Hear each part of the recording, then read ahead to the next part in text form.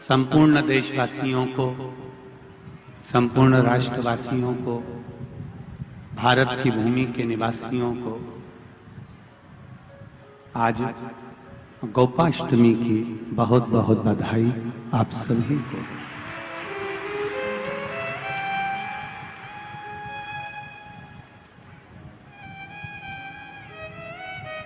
इस कथा को करवाने के लिए नागेश्वर मंदिर महिला मंडल तत्पर रही है। इस महिला मंडल ने यह दिखा दिया कि हम भी किसी से कम नहीं हैं।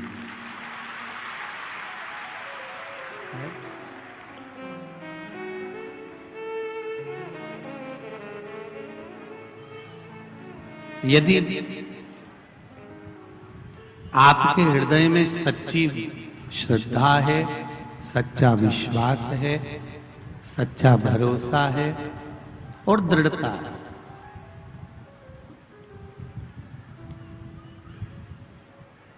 तो फिर आपको डरने वाली बात नहीं है। हाँ, ये जरूर है, ट्रेन के जितने डब्बे होते हैं उसमें सब पैसेंजर बैठते हैं, उतरते हैं, चलते हैं, सब कुछ होता है। उस डब्बों में कोई तकलीफ नहीं आती, पर जो इंजन होता है ना, उसको धुएं से अपना चेहरा काला करना ही पड़ता है।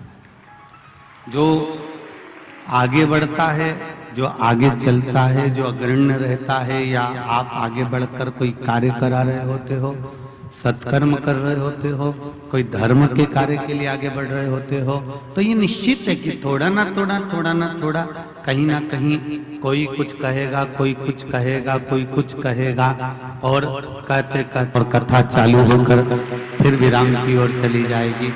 कोई भी चलता रहेगा और कथा होती रहेगी। पर जितने भी श्रोता भाई बहन जो बाहर से आए हुए हैं, गांव नगर नगर शहरों से यहाँ पर पधारे हुए हैं, कार्तिक के महीने में मां नर्मदा जी के घाट पर बैठकर इस बीकन गांव की इस पावन धरा पर जितने भी भक्त लोग कथा सुन रहे हैं, या आस्था चैनल के माध्यम से, फेसबुक यूट्यूब के माध्यम से अपने घरों में बैठकर कथा सुन रहे हैं, आप लोग नर्मदा नहाने गए कि ना गए, गंगा नहाने कार्तिक के महीने में गए कि नहीं गए, सरयू नहाने गए कि नहीं गए, यमुना जी नहाने के लिए आप कार्तिक महीने में, मंदाकिनी के नहाने के लिए कार्तिक महीने में, किसी कुंड तालाब में कार्तिक के महीने में नहाने गए कि नहीं गए, पर इतना विश्वास जरूर रखना कि नर्मदा जी के घाट से ये कथा हो रही है, तो आप सब घर बैठे नर्मदा नहा रहे हो, ये निश्चित है। घर बैठे आपके पास में नर्मदा मैया पहुंच गई है। 7 दिन के लिए आप ये पचवीगन का समय, हमारे यहाँ कहते हैं कि आंवला नवमी गोपाष्टमी से लेकर पूर्णिमा तक ये पचवीगन का कार्य चालू हो जाता है, कि इन 5-7 दिनों में जो भगवान की भक्ति हो सकती है, जो भगवान का स्मरण हो सकता है, जो भगवान की पूजन हो सकती है, वो करो और अपने जीवन को सार्थक बना लो, अपने जीवन को आनंदित बना लो।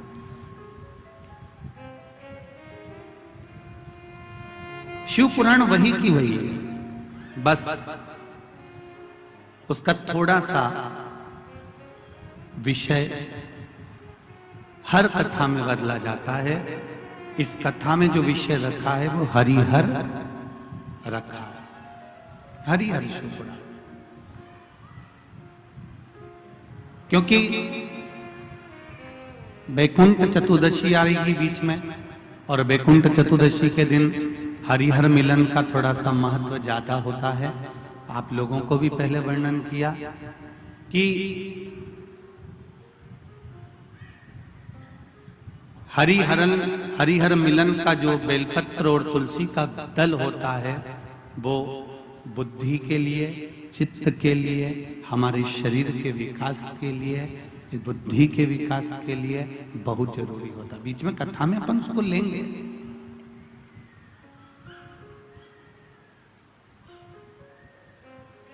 प्रयासरत रहेंगे उसके लिए।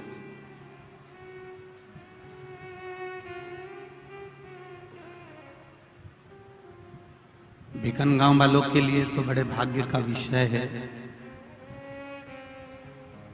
कि शिव महापुराण की कथा आपके एक छोटे से गांव में बड़े बड़े शहर और जिले छोड़कर यहां पर आई। छोटे से,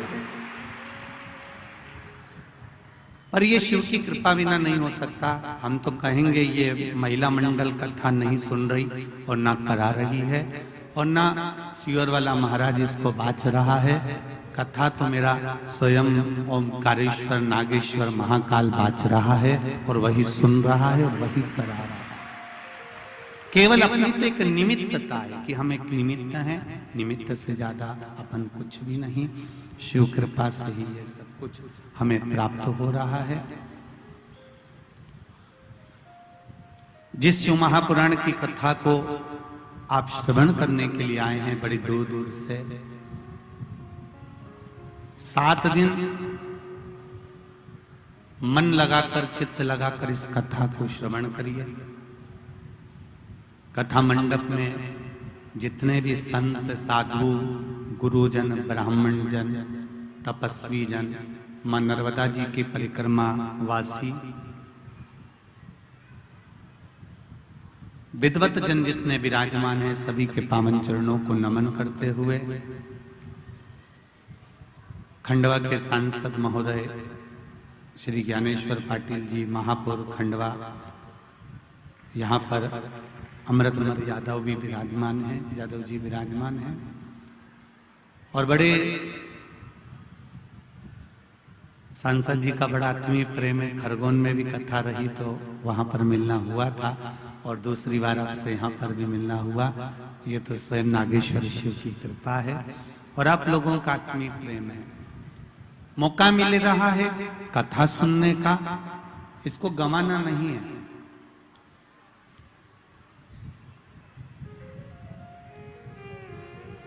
कई लोग कहेंगे कि क्या मिलता है शिव महापुराण की कथा सुनने से।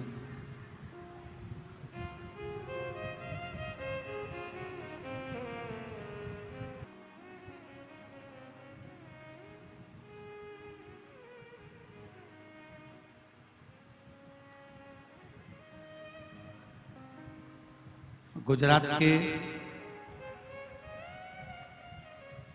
मोरबी में जो पुल टूटने की घटना घटी और उसमें कई लोग शांत हुए, ये व्यासपीठ और भिकनगांव उन सभी को श्रद्धांजलि समर्पित करता है जिनके कईयों के घर पूर्ण की पूर्ण समाप्त हुए।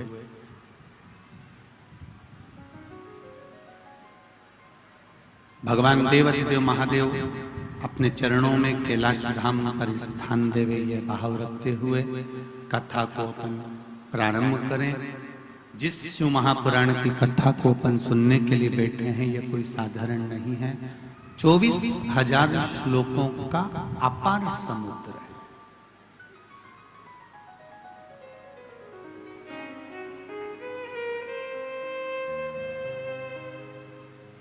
एक व्यक्ति समुद्र के किनारे, नदी के किनारे, तालाब के किनारे चलता है, समुद्र के किनारे चल रहा होता है। एक व्यक्ति वो होता है जो समुद्र के किनारे चल रहा है और समुद्र की लहरों से आनंद की अनुभूति कर रहा है।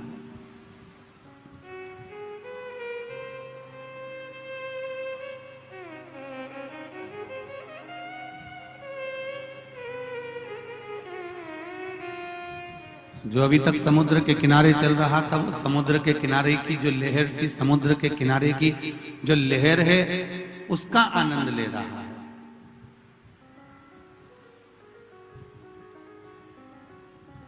और समुद्र के किनारे घूमते घूमते घूमते घूमते कुछ समय के बाद फिर वो धीरे धीरे समुद्र के पानी में उतरा। अब समुद्र के पानी में उतरा तो उसको और आनंद आया। उसने अटखेलियां करी, बैठा रहा, पानी उछालने लगा, लहरों का आनंद लेने लगा। अब वो धीरे धीरे समुद्र की लहरों में तैरना सीख गया तो उसको और आनंद आने लगा।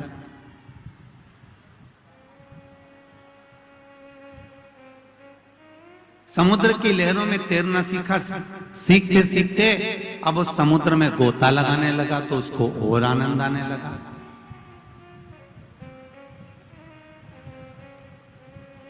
और धीरे धीरे जब वो गोता लगाने लगा, कूद कर समुद्र के थाह में जाने लगा और वहां से मोती निकालकर सीप में से लाने लगा, तो उसको आनंद की अनुभूति होने लगी।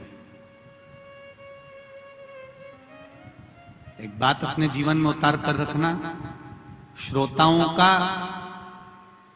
एक अलग अलग भाव होता है। एक श्रोता वो होता है जो समुद्र के किनारे पर घूम रहा है, एक श्रोता वो होता है जो लहरों का आनंद ले रहा होता है, एक श्रोता वो होता है जो तैरना सीख गया होता है, एक श्रोता वो होता है जो गोता लगाना सीख गया होता है, एक श्रोता वो होता है जो बिल्कुल नीचे तक जाता है और मोती निकाल कर ले आता है।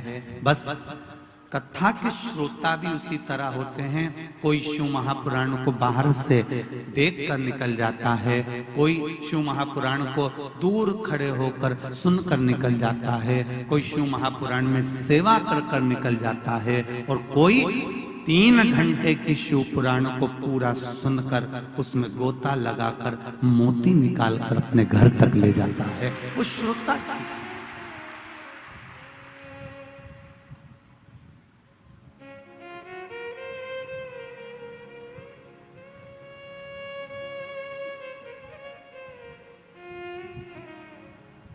एक बाज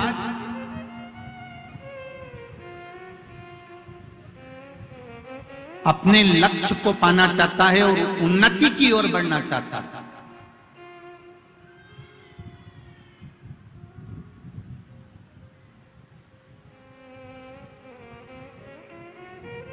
आपको अगर उन्नति की सीढ़ी पर चढ़ना है, आपको उन्नति की अग्रण्य भाग पर बढ़ना है, आप बनो बाज। बाज बनकर आप लक्ष्य निश्चित करिए, बाज बनकर आप उन्नति की ओर अग्रण्य होइए।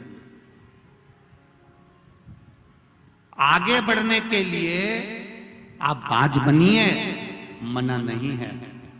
उन्नति करने के लिए आप बाज बनिए, मना नहीं है। पर उन्नति करने के लिए धोखेबाज मत बनिए, ये शिव पुराण कहते हैं।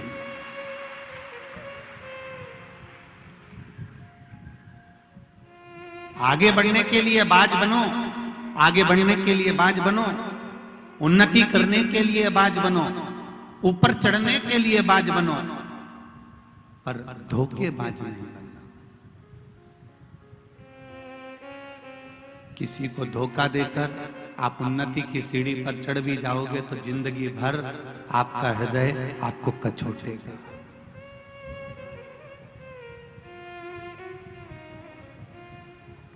मैंने किसी सहज के साथ में, किसी सरल व्यक्ति के साथ में, किसी साधारण व्यक्ति के साथ में मैंने गलत करते करते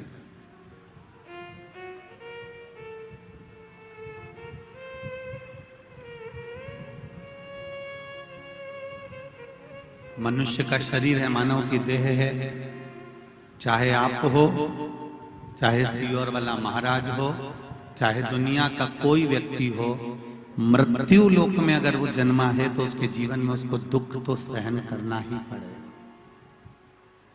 कोई ऐसा नहीं है कि हम अलग से पैदा हुए कि ऊपर से कहीं टपक गया सियोर वाला महाराज हो, या कोई बहुत पहुंचा हुआ व्यक्ति ऊपर से टपका होगा, नहीं नहीं नहीं।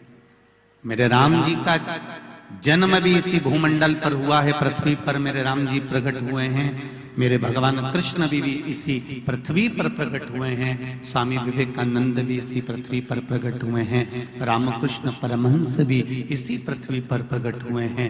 मीरा, कर्मा, नामदेव, ध्रुव, प्रहलाद, चाहे वो धुनी वाले दादा क्यों ना हो, इसी पृथ्वी पर प्रकट हुए हैं। बस आपका स्वभाव, आपका विचार, आपकी दृढ़ता, आपकी दृष्टि कहां तक जा सकती है, आपको कहां तक पहुंचा सकती है, यह आपके ऊपर। कोई लोग कहते हैं कि शिव महापुराण में क्या रखा है, क्या मिलता है। हमारा निवेदन है, एक बार 7 दिन की शिव महापुराण की कथा को किसी पंडाल में बैठकर श्रवण कर देखना, बिना दिखावे के लिए नहीं, अहंकारवश नहीं, किसी को दिखाने के लिए नहीं, केवल मन से 7 दिन की शिव महापुराण की कथा किसी पंडाल में बैठकर दिल से श्रवण कर देखना, 3 महीने में जो तूने मांगा है वो तुझे प्राप्त होकर ही रहेगा, निश्चित है।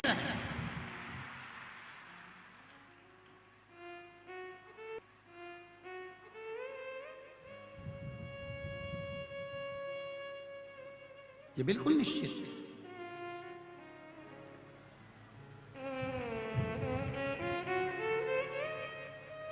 वो मिलेगा जरूर। तेरी कृपा बिना न हिले एक भी अणु, लेते हैं श्वास तेरी कृपा से गनो तनो, हे गंगाधार मुक्तिद्वार ओंकार तू, आयो शरण तिहारी शंभो तार तार लो। महाराज ये उसकी कृपा बिना नहीं मिल सकता। ये जितने बैठे हो आप, 1 2 3 पंडालों में जितने भरे बैठे हो, एक चित्त आपके भीतर, एक स्मरण आपके भीतर हो। माता सती कुंभज बाबा के सामने बैठकर कथा सुनी थी, उसने मन में सोच लिया था कि मेरा जीवन बेकार है, अगर मैं विवाह करने के बाद अगर यहाँ पर आकर बैठ गई हूँ, मेरा पति मुझे कहीं लेकर नहीं गए, कथा में लाकर बिठा दिया, तो ये निश्चितता है। अगर वो मन में लेकर बैठी थी कि शरीर में आग लग जाए तो अच्छा, तो वो शरीर जलना पड़ा। मेरे शंकर भगवान ने विचार करा था कि मुझे राम का दर्शन हो जाए, तो उनको चलते रास्ते में राम का दर्शन हो गया। कथा तो वो है जब आप जैसा अनुभव कर कर, जिस भाव के साथ कथा को श्रवण करने के लिए चलते। एक पत्र आया है, बहुत छोटा सा है, देखिए।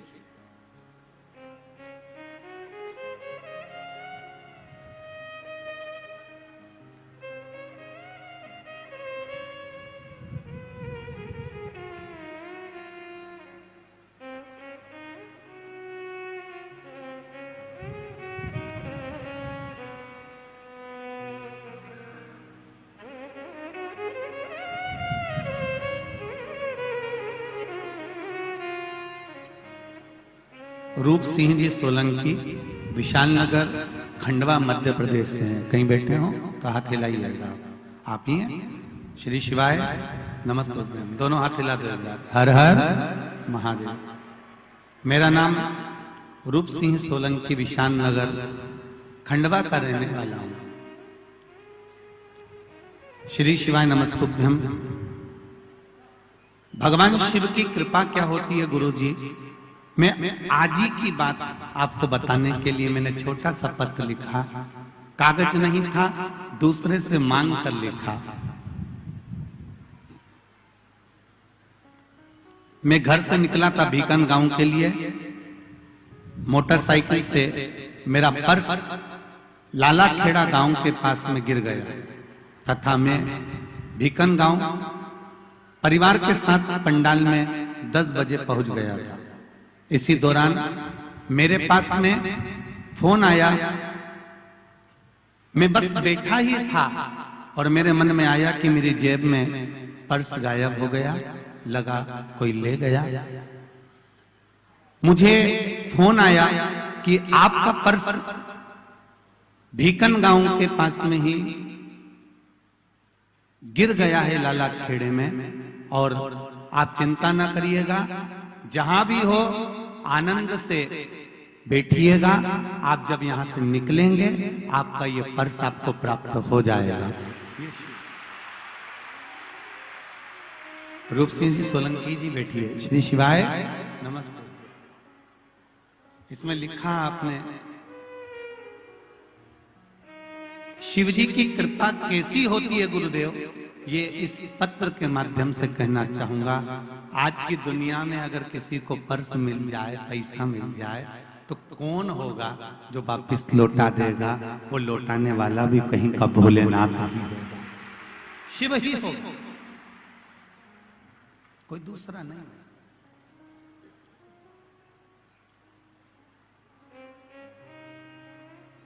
फिर कहूंगा आप लोगों से, जितने भी बीकन गांव के लोग कथा सुन रहे हैं या जितने भी श्रोता भाई बहन कथा सुनने के लिए बाहर से आए हैं, आप लोगों से एक निवेदन जरूर करूंगा कि दिल से कथा सुनना।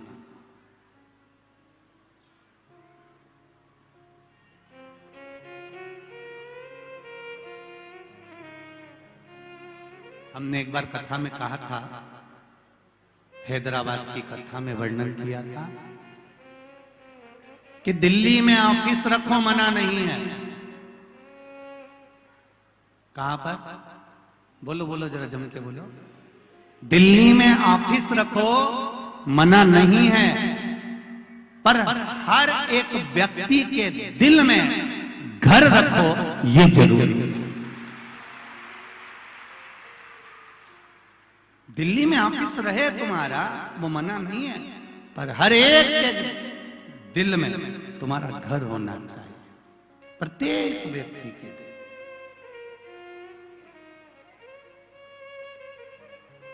ये 24,000 श्लोक की शिव महापुराण की कथा अगर आपके हृदय में बैठी है, आप श्रोता बनकर इस कथा का रसपान कर रहे हैं, ना जाने कितने कितने लोग, करोड़ों करोड़ों लोग हैं जो प्रतिदिन शिव महापुराण का इंतजार करते हैं, टीवी का चैनल बदल बदल के देखते हैं, कथा आ रही है, कथा आ रही है, एक दूसरे से पूछते हैं। पूरे भीकन गांव के जितने भी भक्त लोग हैं, कल हमारा जब आगमन हुआ हमने देखा आप लोगों ने अपने अपने दरवाजों पर घी के दीप जलाकर रखे थे, कोई ने रंगोलियां बनाकर रखी थी, कोई आतिशबाजी छोड़ रहा था। ये आपका आत्मीय प्रेम है। आपने हमारा स्वागत नहीं करा है, आपने शिव महापुराण का स्वागत करा है कि हमारे भीकन गांव में आई है, संपूर्ण विश्व का कल्याण करेगी, निश्चित।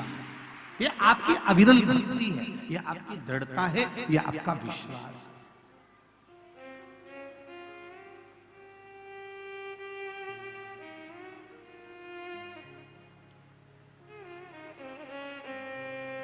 और क्या मिलेगा इस कथा के बाद में, ये तो मेरा ओघर दानी ही जाने।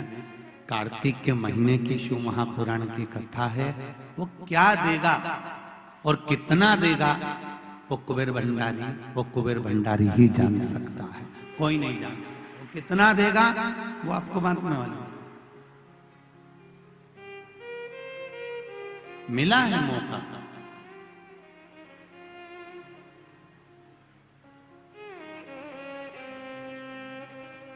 बस हृदय से सुनिए, दिल से सुनिए। बड़ा सुंदर एक संवाद शिव महापुराण में आता है।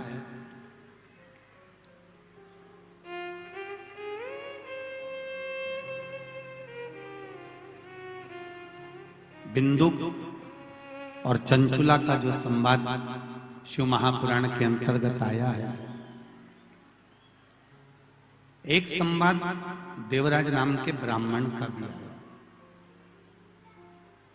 एक अंदाजा लगाइए अपनी जिंदगी में, आप लोगों ने भी टीवी पर शिव महापुराण की कथा सुनी होगी और श्रवण कर भी रहे हैं, तो एक अंदाजा लगा कर रखना।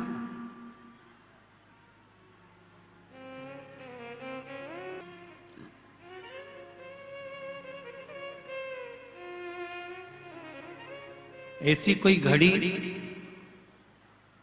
ऐसा कोई पल, ऐसा कोई नक्षत्र, ऐसा कोई समय, ऐसी कोई घड़ी, ऐसा कोई समय, ऐसा कोई पल, ऐसा कोई नक्षत्र और ऐसा कोई समय आपके स्मरण में हो तो जरूर बताना कि जिस समय पर भगवान तुम्हारे साथ में नहीं होता।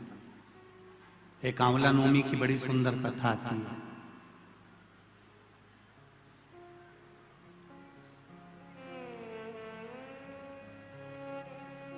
जिसको अक्षय नवमी भी कहते हैं। कब है? जम के बोलो जरा। कल। आज गोपाष्टमी है, कल आंवला नवमी है। और आप सबसे निवेदन करूंगा कि आंवला नवमी के दिन शाम के समय पर आंवले के वृक्ष के नीचे घी का दिया लगाकर कनक धारा स्तोत्र का पाठ अवश्य करें। नहीं आता हो तो मोबाइल पे उसको सुने। और एक बार आंवला नवमी के दिन आंवले के वृक्ष के नीचे कनक धारा स्तोत्र का पाठ चाहे संस्कृत में चाहे हिंदी में करना चाहिए। उससे साल भर लक्ष्मी की कमी नहीं आती और आनंद का अनुभव करो। एक कितना सुंदर संवाद यहां पर लिखा हुआ है। देव उठनी एकादशी के दिन भगवान उठेंगे और देव उठनी एकादशी के दिन भगवान उठकर अपना कार्यभार भगवान शंकर जी से लेंगे। उससे पहले ऐसा नहीं है कि केवल देव उठनी एकादशी पर भगवान उठेंगे। आज जब आंवला नवमी का दिन आया और भगवान नारायण ने शयन करते करते अपनी करवट को थोड़ा सा बदला और बदलने के बाद भगवान की अर्ध निंद्रा हुई और नींद थोड़ी सी जागी और जागने पर लक्ष्मी जी उनके चरणों के पास में विराजी थी और विराजते से ही लक्ष्मी जी ने भगवान विष्णु जी से निवेदन करा, मेरे मन का एक संशय है, मैं आपसे कहना चाहती हूं।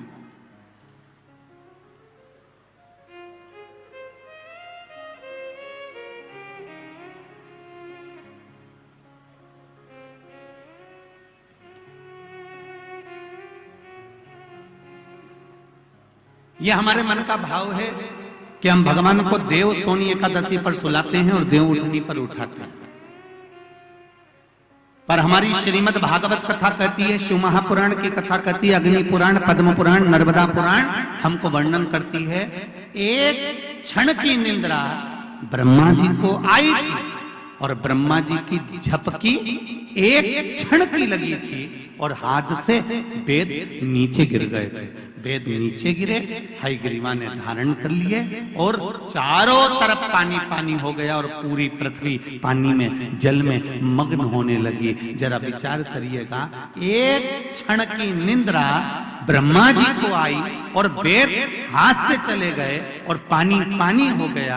और हम कहते हैं कि देव सोनी एकादशी पर देवता सोते हैं और देव उठनी पर उठते हैं। अगर 4-6 महीने जम के अगर वो सो गया तो एक भी नहीं दिखेगा भीखण का।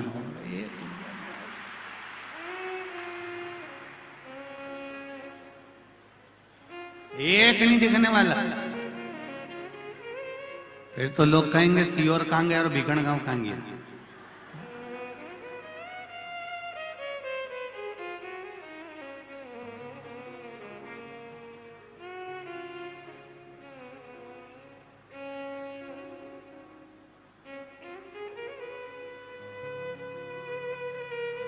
महाराज, ये सोने की तो भगवान की लीला है। अगर सही तरीके से देखा जाए तो मेरा परमात्मा कभी नहीं सोता। वो तो हर पल, हर घड़ी, हर क्षण आपके लिए तत्पर बैठा रहता है। आपने आवाज लगाई और वो भागा। जैसे घर की मां, छोटा सा बच्चा पास में सो रहा है, पिताजी भरचक नींद में सो रहे हैं, भर्राटे घुर्राटे भर के।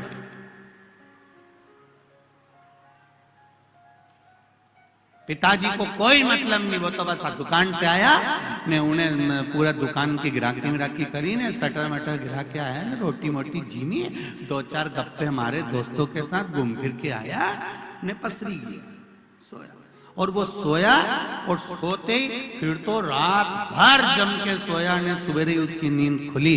पर घर की जो माँ होती है, घर की जो माता होती है, जिसके पास में छोटा सा बच्चा सो रहा होता है, उस माँ की नींद कैसे होती है।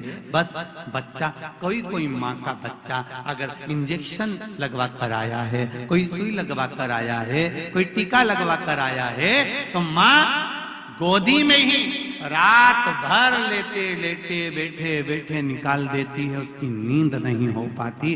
फिर सुबह तैयार होकर अपने काम में लग जाती है, उसके चेहरे पर सल नहीं आता। यह माँ।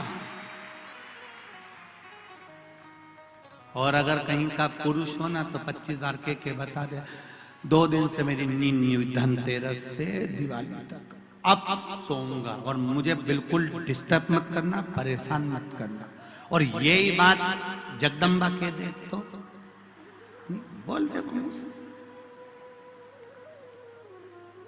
वो कह दे तुम तो दुकान पे बैठे रहे, एक ढिग, ये घर में ढिग लगाई है, चौक पूरा सफाई करी, तुम तो केवल दुकान पे बैठे थे। पर उससे पूछो, बेचारी है रानी बन के आई थी, मैंने नहीं बोला हो, मैं तो बोलू ही नहीं ऐसी बात।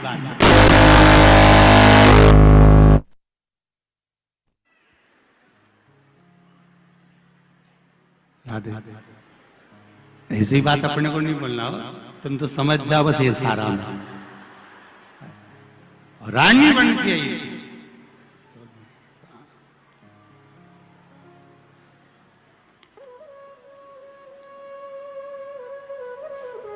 करवा चौथ पे कितनी सुंदर तैयार हुई थी, और धनतेरस के एक दिन पहले इसको देख लो, बस उतना में समझ जाओ।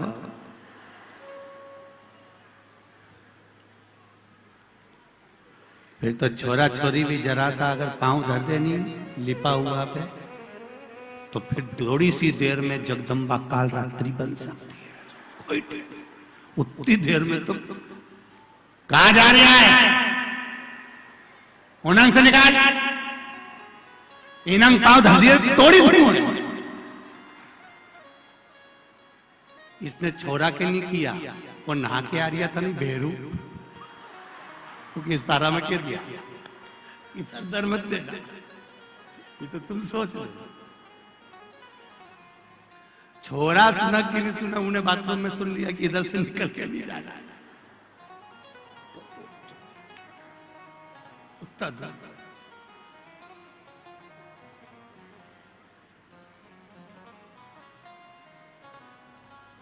अब विचार करिएगा जरा कि कितना कितना भाव व्यक्त किया गया है, कितना आनंद का भाव सम्मुख में लाया गया। क्या नारी काम नहीं करती? करती है।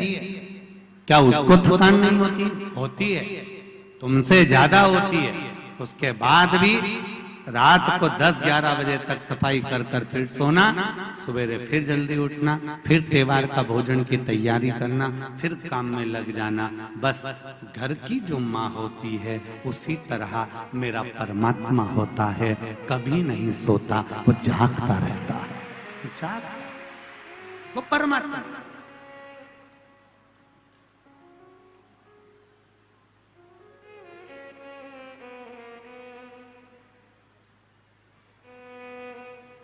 एक पति नौकरी करता है, एक पत्नी नौकरी करती है। पति नौकरी कर कर आएगा, बैग पटकेगा, सोफे पर पांव रखकर बैठ जाएगा, टीवी चालू करेगा, मोबाइल पर व्हाट्सएप चलाएगा और आवाज लगाकर बोलेगा चाय ला कर दो। पत्नी जाएगी, चाय ला कर देगी, बच्चों का इंतजार करेगी। वो भी नौकरी से आई है, तुम भी नौकरी से आए हो। वो भी सुबह की गई थी, तुम भी सुबह के गए थे, पर तुम्हारे चेहरे पर सल आ गए, पर उसके चेहरे पर सल नहीं आया, क्योंकि उसको अपने बच्चों का और पति का पेट भरना है, इसलिए वो रसोई घर में चली गई।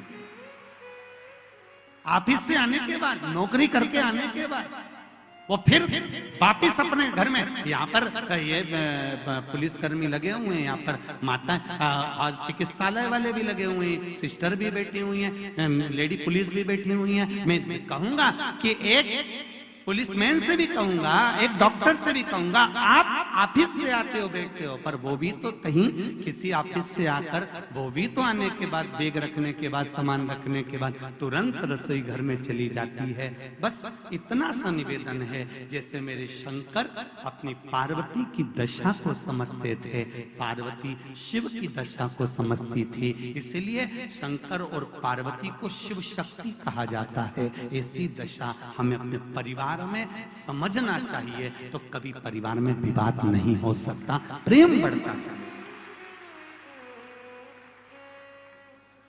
उस परिवार में कभी विवाद नहीं हो सकता। हमने अगर शंकर भगवान की पूजन करी, आराधना करी है, उनका स्मरण करा है, तो उस परिवार का स्मरण करो कि शिव परिवार में ऐसा है क्या कि दोनों में बस केवल आत्मीय प्रेमता का भाव दर्शाया जाता है।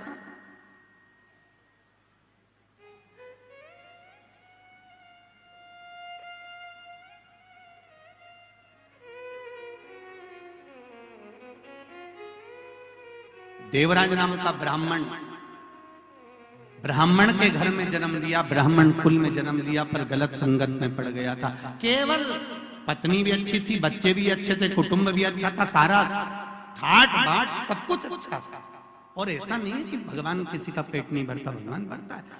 आंवला नवमी की कथा कहती है, आंवला नवमी का स्मरण करता है कि भगवान नारायण कर्मठ बदले तो माता लक्ष्मी जी ने पूछ लिया, प्रभु निंद्रा से जाग गए हो क्या? भगवान विष्णु ने कहा मेरा उठने का तो अब देखो तुम्हारा उठने का समय अगर शाम को सुबह 5:30 बजे है और उसके पहले आपकी नींद खुल जाती है तो आप पलंग पर पड़े रहते हो, नेत्र भले खुले रहें और उठोगे 5:30 बजे ही, पलंग छोड़ोगे 5:30 बजे ही।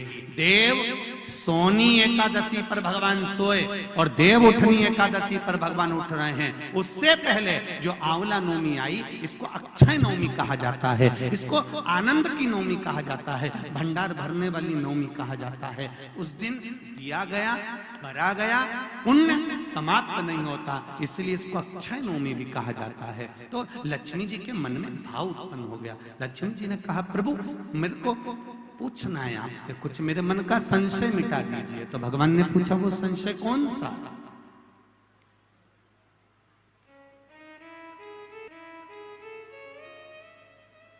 क्या संशय है आपका?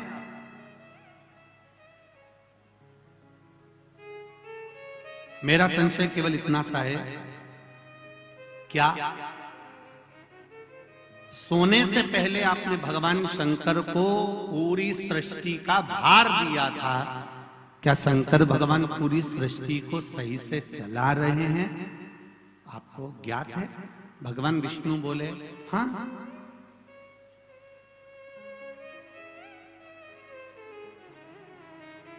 चला रहा। एक वो लाइन बड़ी सुंदर भाव में कहते, रचा है सृष्टि को जिस प्रभु ने, वही सृष्टि चला रहे हैं। जो पेड़ हमने लगाया पहले, जो पेड़ हमने लगाया पहले, उसी का फल अब हम पा रहे हैं। रचा है सृष्टि को जिस प्रभु ने, वही ये सृष्टि चला रहे हैं। मेरा संशय मिटा दो। भगवान ने कहा कौन सा संशय? मुझे थोड़ी सी परीक्षा। अभी तक नारायण भगवान कर्मठ लिए थे, आज नारायण भगवान सीधे होकर पूछ रहे हैं परीक्षा आपको लेना है? हाँ, लक्ष्मी विचार कर लेना। माता सती ने परीक्षा ली थी, जलकर भस्म हो गई थी।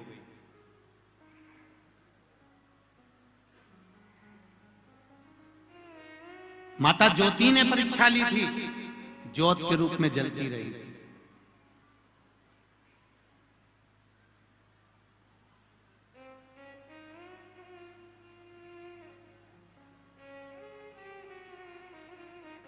परीक्षा लेने के लिए सूर्पणखा भी पहुंची थी, पूरा कुल डुबा कर बैठ गई थी।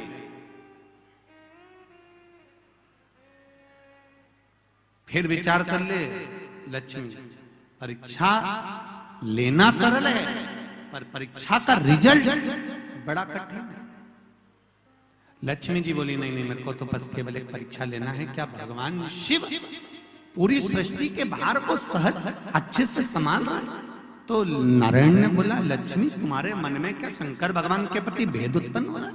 शिव जी के प्रति भेद उत्पन्न हो रहा है? मेरा एक निवेदन भीकन गांव की धरा से संपूर्ण श्रोता भाइयों से निवेदन है, शंकर भगवान पर कभी भेद उत्पन्न मत करना। क्या शिव जी को जल चढ़ाने से ऐसा होता है? क्या बेलपत्री खाने से ऐसा होता है? पहले चढ़ाकर देखो, खाकर देखो, लाभ हो तब विचार करिए क्या हाँ होता है। एक पत्र आया है, देखिए।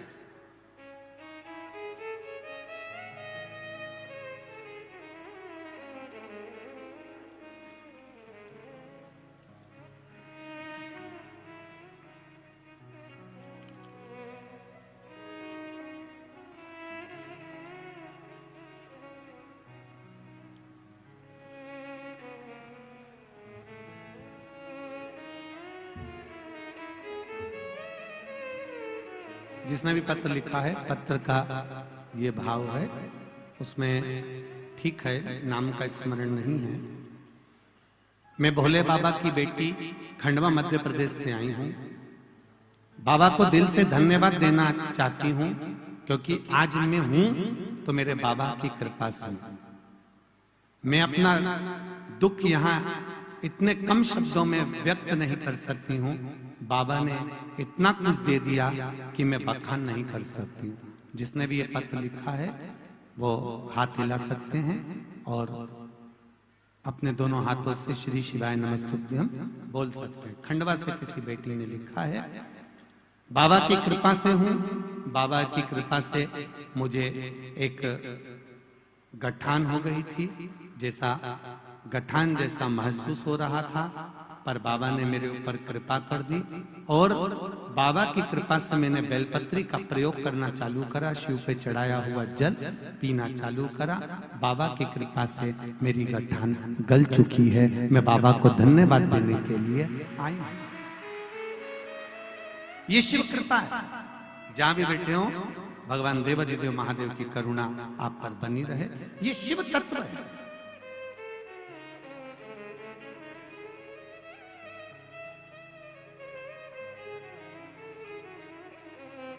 शिव की कृपा बिना नहीं हो सकता। पहले स्वयं कर देखो। लक्ष्मी जी ने भगवान शंकर पर थोड़ा सा संशय जताया, क्या सृष्टि का बाहर तत्व ठीक चल रहा है? क्या सृष्टि का ये क्रम ठीक चल रहा है?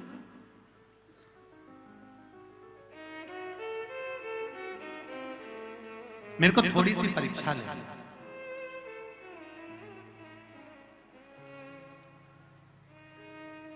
बहुत ध्यान दीजिएगा। शिव पुराण कहती है दुनिया की परीक्षा लो पर भगवान की नहीं। एक भक्त की जब परीक्षा ली जाती है तो बैकुंठ का सिंहासन डोल जाता है। आज अगर नागेश्वर मंदिर महिला मंडल कथा करा रही है, किस भाव से करा रही है, किस आनंद से करा रही है। बस बन सके तो ये हाथों को आगे बढ़ाकर उनको सहयोग प्रदान करो, टांग अड़ाकर कार्य को रोकने का प्रयास ना करो। शिव कथा कर रही है, लेओ परीक्षा, मना नहीं है। भगवान विष्णु भी कह रहे हैं कि लक्ष्मी जी आपको अगर परीक्षा लेना है तो दूसरे की लोग कहां शिव जी की परीक्षा लेने जा रही है। नहीं नहीं नहीं, मुझे समझना है क्या सृष्टि का संचालन ठीक चल रहा है। तो भगवान ने कहा कि आपको अगर महसूस हो रहा है ऐसा कुछ तो आप कर लीजिए परीक्षा। क्या परीक्षा करना है? तो लक्ष्मी जी बोली मेरे को शिव जी का निमंत्रण करना है। शंकर जी का निमंत्रण? हाँ। भोलेनाथ का निमंत्रण? हाँ। भगवान विष्णु ने कहा सुनो लक्ष्मी, एक बार कुबेर ने भगवान शंकर का निमंत्रण करा था तो शिव जी ने मना कर दिया था कि मैं निमंत्रण में नहीं जाता, बड़ी बड़ी पार्टियों को मैं अटेंड नहीं करता। मेरी बड़ी बड़ी पार्टियां मेरा छोटा बेटा गणेश अटेंड करता है। तो कुबेर जी ने कह दिया था कि इतना सा बेटा तुम्हारा गणेश क्या खाएगा, हमने 56 भोग बनाया है, ये क्या खाएगा। तो इतने में शंकर भगवान ने कह दिया था ये तो बाद में मालूम पड़ेगा कितना खा। और जब कुबेर जी ने कहा ठीक है आप गणेश जी को भेज देना, तो गणेश जी को भोजन करने भेजा था। कार्तिकेय रुष्ट हो गए थे। कार्तिकेय ने जाकर अपनी माता पार्वती जी से कह दिया था माँ घर का बड़ा बेटा मैं हूं, अगर पार्टी में भेजना है तो पहले मुझे भेजना था, पर पिताजी ने गणेश जी को भेज दिया। पार्वती जी ने जाकर शिव जी से पूछा तुमने कुबेर के यहाँ गणेश जी को क्यों भेजा। शंकर भगवान बोले मुझे देखना पड़ता है किस बेटे को किसके यहाँ शादी में भेजना है, लिफाफा कितने का भेजना है, किन के यहाँ पंगत है, किन के यहाँ बफेट है, किन के यहाँ कितने स्टॉल लगे हैं, ये मुझे समझना पड़ता है। इसलिए मैंने गणेश जी को भेजा। तुम चिंता मत करो, गणेश जी को बुलाओ। गणेश जी आए। प्रभु जी बोलिए पिताजी क्या आज्ञा है। पिताजी ने कहा बेटा कुबेर जी के यहाँ भोजन है, अच्छा पेट भर के जिम के आना। गणेश जी महाराज बोले चिंता ही मत करो पिताजी, 3 दिन से कुछ नहीं खाया, आप टेंशन मत लीजिए। और गणेश जी महाराज 7 बजे भोजन चालू होना था, 5 बजे पहुंच गए। तुम्हारे जैसे 2 बजे कथा चालू होना है, सुबह 9 बजे से चिल्ला चोट चालू हो गई। कार्यकर्ता माइक पे चिल्लाने लगे, नाश्ता चालू हो गया है, 8 बजे से चल रहा है, 10 बजे तक चलेगा। रात्रि का भोजन कितने बजे चिल्ला रहे थे, 7 बजे चालू होगा। तो ये सब आवाज लगा रहे थे और आप लोग बड़े प्रेम के साथ में 7 बजे से जगह संभाल संभाल कर बैठ गए थे। ये शिव कृपा, ये शंकर कृपा, ये शिव की उदाहरण। अब महाराज गणेश जी महाराज 5 बजे पहुंच गए। 5 बजे पहुंचते से श्री गणेश जी महाराज ने आवाज लगाई कुबेर भैया, कुबेर भैया। कुबेर जी तो नहीं थे, उनकी धर्मपत्नी निकल कर आई। उन्होंने कहा कौन, मैं विनायक गणेश, कैसे आना। भोजन कर, भोजन तो 7 बजे। पिताजी ने जल्दी भेज दिया कि पहले जिन के आ जाओ तो जल्दी से, मां भीड़ भड़का होगा, 33 कोटि देवता आए हैं भोजन करने के लिए, जगह नहीं मिलेगी, पहले चले जाओ। तो पत्नी दौड़ कर गई कुबेर जी के पास, वो गणेश जी आए तो जिमा दे, अच्छा है फुर्सत होंगे जितने जिम के चले जाएंगे, टाइम बचेगा, जा जिमा। लगा दी चौकी, बैठ गए गणेश जी। जिमना चालू हुआ, थाली आ गई, भोजन करना चालू करा। जो भोजन करना चालू करा, छोटे से गणेश जी महाराज इतना खाए, इतना खाए, इतना भोजन करा, इतना खाया जो रखा था कुबेर के खजाने में। 33 कोटि देवी देवताओं के लिए जो भोजन बना था वो कुबेर जी के यहाँ गणेश जी 15 मिनट में निपटा गए। 15 खास खास आइटम ज्यादा निपटा है। अपन जैसे थे बफेट में जाओ तो रोटी कौन खाए, पहले स्टॉप, जितने लगे पहले सब निपटाया और खाए सो खाए। देखा छोरा छोरी को भी पहले खा के देखा, अच्छा खा ले, छोरा छोरी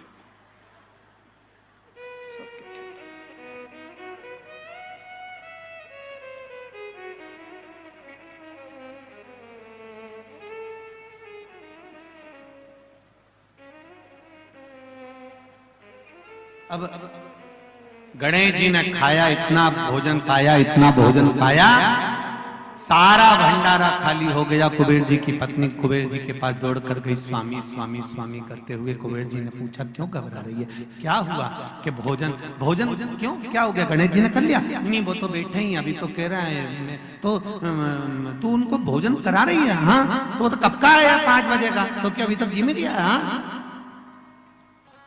तो पानी दे के आना, कि 3 बार ले गई।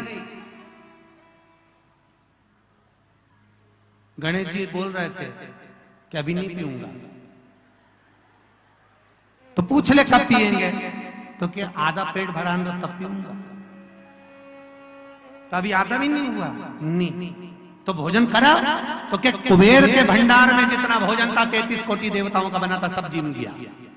सूखा माल तो क्या, सूखी सामग्री अंदर आने ही नहीं दे रिया, रसोई घर तक तो पहुंचती नहीं, हॉल में रोक के निपटा जाता। कुबेर जी दौड़कर भगवान शिव जी के पास गए। प्रभु गणेश जी, शंकर जी ने पूछा गणेश जी को क्या हुआ? बस सब खा गए, 7 बजे मेरे यहाँ पर 33 कोटि देवता आएंगे, मेरी हंसी उड़ जाएगी नाथ। भगवान शिव ने कहा था कुबेर, तूने मेरे दरवाजे पर आकर कहा था कि आप चिंता मत करो, मेरे यहाँ इतना भोजन बनेगा, इतना भोजन बनेगा, कोई भूखा नहीं जाएगा, खूब जोरदार में भंडारा करूंगा। ये जानकर भगवान शिव ने कहा इतनी ऊंची वाणी नहीं बोलना चाहिए, बोलना चाहिए तो एक बात बोलो, जैसा भोलेनाथ कराएगा वैसा कर दिया जाएगा। हमारी सामर्थ्यता नहीं, हमारी सामर्थ्यता नहीं कि हम कर सकते।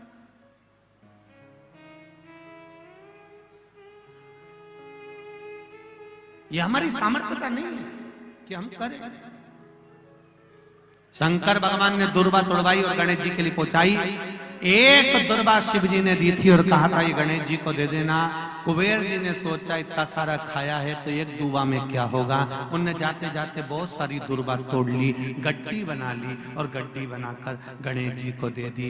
यहाँ शिव पुराण कहती है एक बेलपत्र से ही शंकर भगवान प्रसन्न हो जाते हैं, एक दुर्वा से गणेश प्रसन्न हो जाते हैं, एक तुलसी के दल से नारायण प्रसन्न हो जाते हैं। हमें अधिकता में देने की जरूरत नहीं पड़ती, पर कई लोग संकल्प ले लेते हैं मैं तो आज 1.25 लाख बेलपत्र चढ़ाऊंगी, आज मैं भगवान को 1.25 लाख दुर्वा चढ़ाऊंगी, आज मैं भगवान को इतना चढ़ाऊंगी। भगवान कह रहे हैं रेन देरी कमला, तू एक चढ़ा दे वही बहुत है, दिल से चढ़ा दे। अब मालूम पड़े चढ़ाने तो बैठी थी 1.25 लाख, 2-5 हजार चढ़ाने के बाद में बड़े प्रेम से कमर बोल गई टे।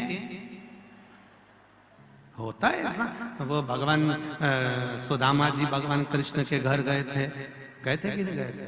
और सुदामा जी जब घर पहुंचे थे और भगवान कृष्ण के यहाँ पहुंचे, भगवान कृष्ण ने सुदामा जी का स्वागत करा, आनंद से विराजमान करा, चरण दबाए, खूब प्रेम से रखा, 3 मुश्किल कंदुम का भात ग्रहण करा। ये सब कुछ सुदामा के यहाँ हुआ। सुदामा जी जाने लगे तो भगवान कृष्ण ने कहा भी कहाँ जाओगे, 1-2 दिन रुको। सुदामा जी रुक गए। रुकने के बाद आज भगवान कृष्ण ने सुदामा को ले जाकर सिंहासन पर बिठा दिया। कृष्ण उनके पास में बैठ गए। सुदामा जी ने पूछा कन्हैया मुझे सिंहासन पर क्यों बिठाया? भगवान कृष्ण कहने लगे जैसे तूने मुझे आशीर्वाद दिया तेरे मेरे परिवार वालों को आशीर्वाद नहीं देगा? सुदामा जी ने कहा मैं और आपके परिवार को आशीर्वाद? हाँ बैठो। भगवान कृष्ण ने 16,108 रानियों से कह दिया मेरा मित्र सुदामा आया है, एक एक कर आना और आशीर्वाद लेकर जाना। एक एक रानी आने लगी, सुदामा जी सबको आशीर्वाद देने लगे। अखंड सौभाग्यवती,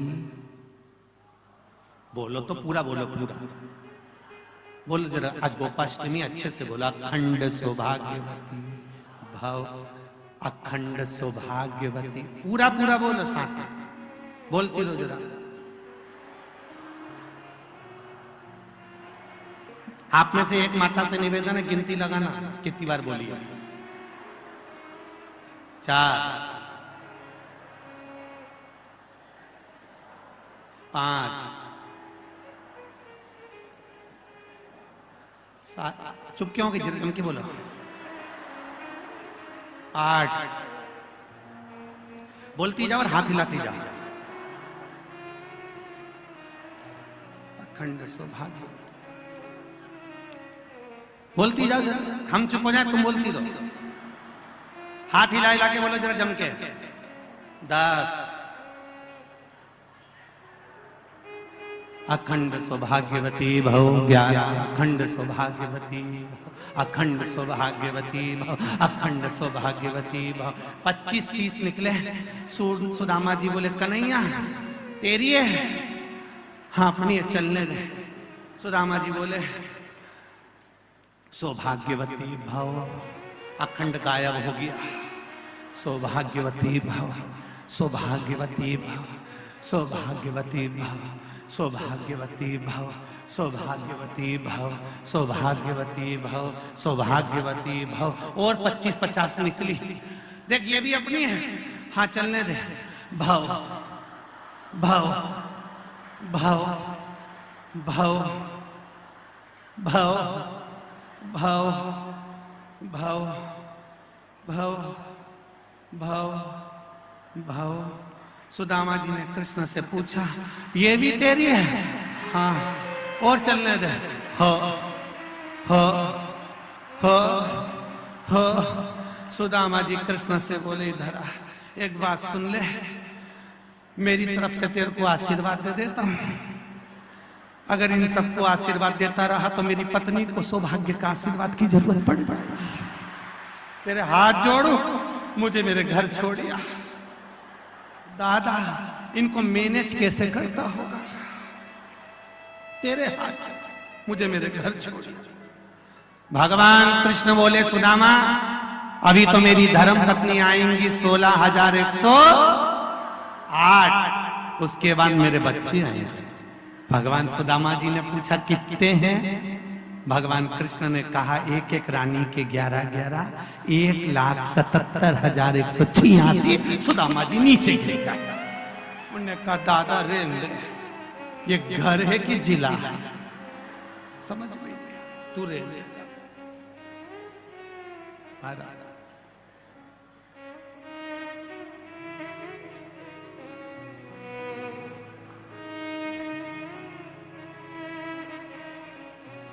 क्या है? ये शिव है, उसकी परीक्षा।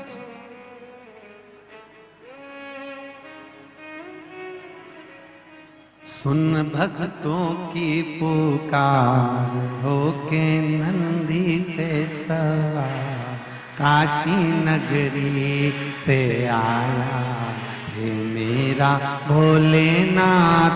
सुन के भक्तों की पुकार, होके नंदी पे सवार, काशी नगरी से आया मेरे भोलेनाथ। सुन के भक्तों की पुकार, होके नंदी पे सवार, काशी नगरी से आए मेरे भोलेनाथ। सुन के भक्तों की पुकार, होके नंदी पे सवार, काशी नगरी से आए मेरे भोलेनाथ। सुन के भक्तों की पुकार, होके नंदी पे सवार, काशी नगरी से आए मेरे भोलेनाथ। सुन के भक्तों की पुकार, होके नंदी पे सवार, काशी नगरी से आए मेरे भोलेनाथ। हरि बोल।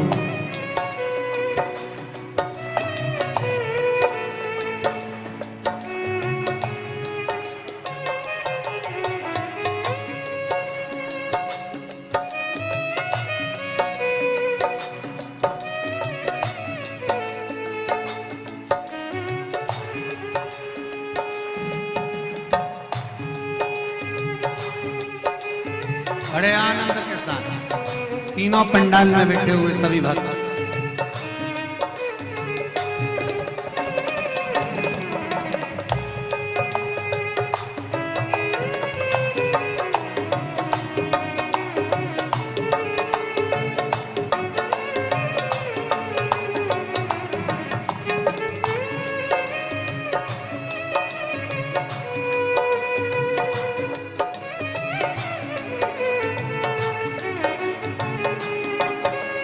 शंभो।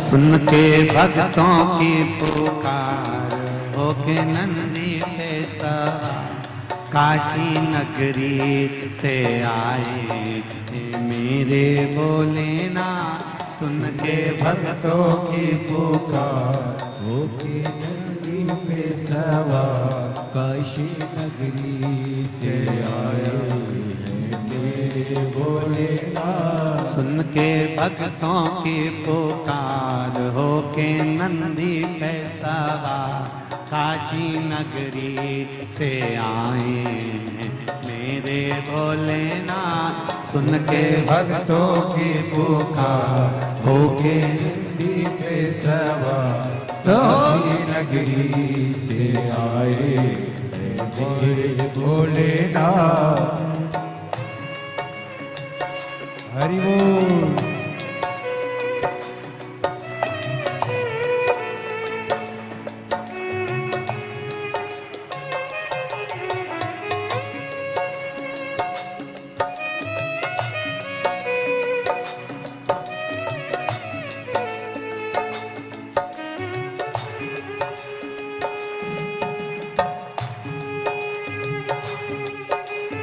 बड़े आनंद के साथ तीनों पंडाल में बैठे हुए सभी भक्त